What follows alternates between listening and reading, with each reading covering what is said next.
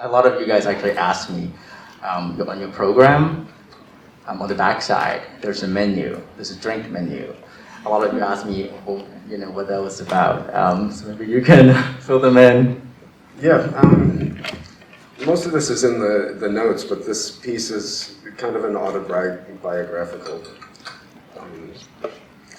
sketch of my life. And when I first started writing the piece for Matthew, I didn't have that idea that it was going to turn out this way. But it did, and I didn't, in the original conception, either think that he'd be speaking poetry, and that came at a later date. But this piece was built in my mind in several layers, and as I got started with it at the beginning of COVID, I had a slightly different idea of what would happen. But as it was progressing and I was writing the other pieces at that time, I thought that this was kind of an example like Strauss's Heldenleben. I wanted to write a piece that showed the life and progression of an artist. And in the beginning of the piece, the Nibelungs, that's kind of, I guess all of us as composers, we have a dream to have something special when you're done writing all your music. And Wagner is such an example of that for me, to have Bayreuth. But I was thinking, what about the people who are just working hard underground and hammering? And so this rhythm, I wanted to build the piece around that.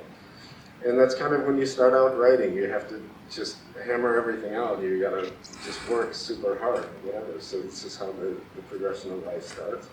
And then the Schumann movement, the second one, where this the drone and the piano music of Schumann in the background. He's special to me because I'm also like a miniaturist when I write. I like writing in small chunks, several of them. And also he had just a tough life in the end, and he throws himself in the Rhine because he's had enough.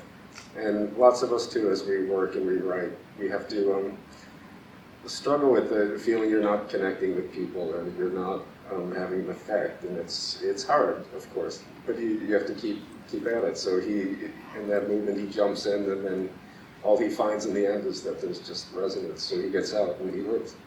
And then the tiki happens, and this is kind of The drink menu. The drink menu.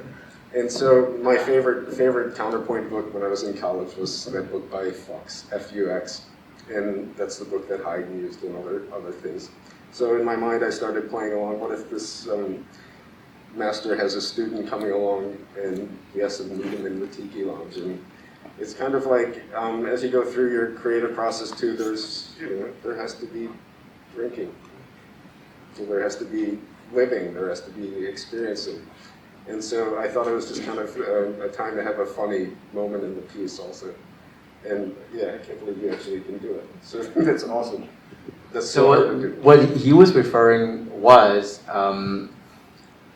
you know, he was going to write me a piece, we talked about it, and I was just like, you know me well enough, just write something that you like and you think it fits me, right? The speaking part actually come much later. We did not plan it that way. What did we plan out? Like a multi-movement, 20, 25 minute work for vibes and tape, Mp3. Yeah, that was the original idea, but then, you know, as I started writing for you, and I've known you almost 20 years, and I wanted to try to... No. Correction, I'm not at all. Not 20. I would say, let's just say 10. Okay, let's say 10. I've known you for almost 20 years, and... I was there when your twin was born. Yes, so yeah, that's at least 15. Yeah, okay. Anyways, I love your character and your personality, and I also wanted to put in this piece something, you know, that's you, and I you know, something whimsical and something super cool. So I thought that movement should be the center of the piece. And kind of in the creative life too, that's the center of the piece. That's when you're living, that's when you're experiencing and hopefully having fun by now, writing. And then also the fourth movement where Hildegard's music you can hear in the background. That is super important to me, the spiritual aspect of life and the spiritual aspect of writing. And so that's why that movement happens at that part of the piece. And however anybody connects with what's greater than them, that's their business. But for me, that's super important. And I think that Hildegard's music just captures the spiritual aspect of the celestial things she's describing. And so when Matthew speaks in that, he's actually saying some of her texts. I mean, she wrote medical journals, she wrote poetry, she was the abbess of her organization. And that's why that movement has that kind of feeling in the end too. It dies off into the unknown. But I wanted the last movement also to show the personality of your absolute virtuosity. So that's why tungsten, the metal, one of my favorite metals. And the piece says if you think too, it starts off with knee bones and gold that they're making the ring. Gold isn't what I wanted personally. I'd rather have the tungsten. And hopefully at that point in the artist's life too, you've had all of the criticism, you've had all of the whatever that you go through, and you're just becoming hard like tungsten. And you can't be burned anymore, and you can't be squashed easily. And you know, since I was writing for Vibes too, metal was a thing that I was thinking of in this piece. In the title as well, as I was just doing initial research, I found out that vibes were used in tiki lounges. I found out that how you hang a note on the bar is 22.4% of the bar. I have props. Yep, so I guess on any mallet instrument, when you hang a bar, you have to put the two nodal points at 22.4 degrees of the bar on either end of it. And so I found out from my daughter today that's also a number that's used to measure like a mole in chemistry, so I had no idea about that. But this is why the piece happened like this, and it was great fun to write. It took a long time. I wrote 4 or 5 other pieces while I was writing this one.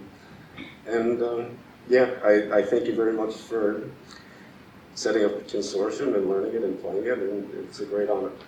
It's super fun to play. The speaking part, I would say, it's a nice surprise. Was not expect to speak, because that's like another, we learn speaking pieces as percussionists, but that's not necessarily my forte, and you know, I do it enough to know what to do, but and that's sort of, you know, for programming, I was going to present this piece, you know, just by itself, and you know, we talk about it. And there are pieces with speaking and languages that you guys I really like to do. So to, you know, tie it together. And the first piece, you know, I love the composer Jose Manuel Lopez Lopez. Is one of my all-time favorite composers who are still alive and very much well respected in Paris and Spain. And since we are, 2 years into COVID, and we're all deprived of traveling, I wanted to put this piece in the program because I love this vibe piece already, and the video edition of this piece reminds me of his traveling, just looking things and seeing, smelling certain things, and when you play certain pieces, and you can almost certainly smell that or hear that. So this kind of programming come to mind, and of course this piece. The Tiki Lounge, I think it's very, very fun. We have another concert in 2 weeks. It's a cocktail pairing. It's a nice coincidence that, you know, I love to drink. And I'm sure you do too. Maybe. That's a yes. So, you know, it's for that concert, it's the same way. Certain tasting notes and certain cocktail, for example, can heighten the piece, and you know, you might like it, you might not like it. So that's happening in 2 weeks in the Cultural Center. Tickets are selling really fast, so grab 1 or 2, because cocktails are big. We need a drinking buddy. Do you guys have any questions for us? I can actually see. Oh, hi.